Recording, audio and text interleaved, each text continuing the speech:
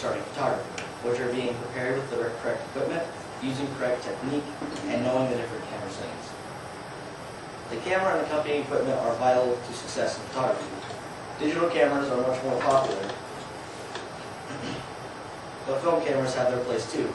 There are several different types and sizes of digital cameras. Compact digital cameras, or point-and-shoots, aren't meant for professional photography, but are more for the average customer. Bridge cameras, which resemble SLRs, which are single-lens reflex cameras, are the middle-of-the-road type of cameras. They take higher quality shots and have larger fixed lenses than point-and-shoots. DSLRs are the premier digital cameras. They offer the highest quality and feature interchangeable lenses, which are bought separately. Film cameras have become obsolete for the most part, as digital cameras are much more convenient, but film cameras can still produce great pieces of art in the hands of a skilled photographer. The lens you use is almost as important as the camera itself. One of the features of DSLRs that make them great is they're compatible with interchangeable lenses. Basically, there are four main types of lenses. Prime, or fixed lenses, create very realistic images and are preferred by many pros, but don't allow any zoom, which is a drawback. Wide-angle lenses are great for situations where you have to capture a large landscape, for example, but they lack a powerful zoom and don't do well taking pictures of objects in the distance. Standard zoom lenses are great for their versatility, as they can take wide-angle shots as well as have a decent zoom. Telephoto lenses are critical for shots taken at any kind of distance. Your tripod can make or break a shot also. Shutter speed and long exposures become problems even if you shake the camera at all, so having a tripod is vital taking those kind of shots. But even if you have a $5,000 camera and a $2,000 lens, it won't make a difference if you don't know what settings to use. If you don't know what settings are appropriate, it's like driving a really nice truck that's a manual and not knowing how to shift. So it's not really a point. So learning the settings is absolutely necessary. There are two fundamental settings you should focus on, which are exposure and white balance. Exposure is the amount of light allowed on the film or image sensor. The ISO denotes how sensitive the image sensor is to the amount of light let on the image. A higher ISO allows the picture to be taken in low light conditions, while a lower ISO is for shots in conditions with plenty of light. Aperture is essentially the regulating of the amount of light in the photo. The depth of field is usually determined by the aperture. Deep depth of field makes the entire image in focus, while a short, shallow depth of field means part of the image will be out of focus, such as the foreground or background. Shutter speed is the speed at which the shutter closes and actually takes the photo. A faster shutter speed is used for action shots, while stiller images are used for slower shutter speeds, or shutter speeds can be used to create effects like that. White balance is the process of removing unrealistic color hues from your photograph.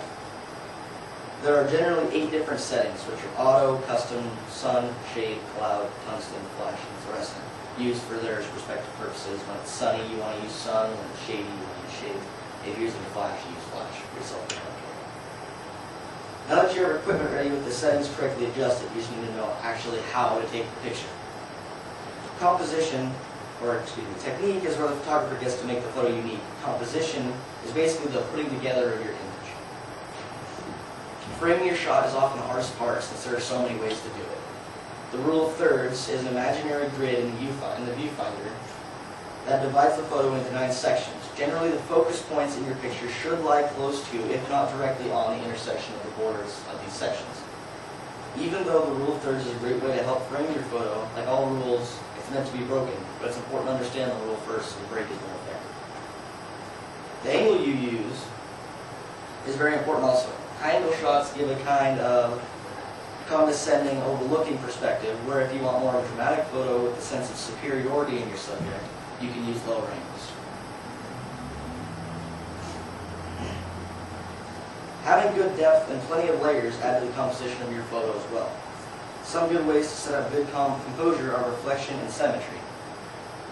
Reflection is a great tool in setting up good composition shots, as it adds layers of depth.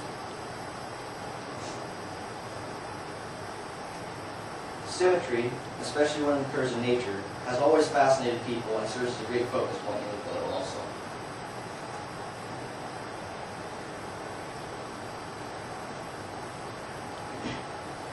But try not to get overwhelmed trying to remember all these rules and guidelines. Often the best pictures come from breaking the rules and or not following these guidelines to the strictest point. Finding occurring patterns or symmetry with one subtle or sometimes bold difference often is a great way to start setting up a good composition. One of the most popular ways to generate composition is decrease or increase light in certain layers of your photo, which can create dramatic effects. And people often think of a picture being blurry as a very bad thing, but when you blur the foreground or background on purpose to put emphasis on the opposite, it can turn out great. Again, all of what I just talked about won't matter if you don't have to position yourself and hold the camera. Make sure you have good footing so that you don't slip or fall while waiting for the lighting to get just right.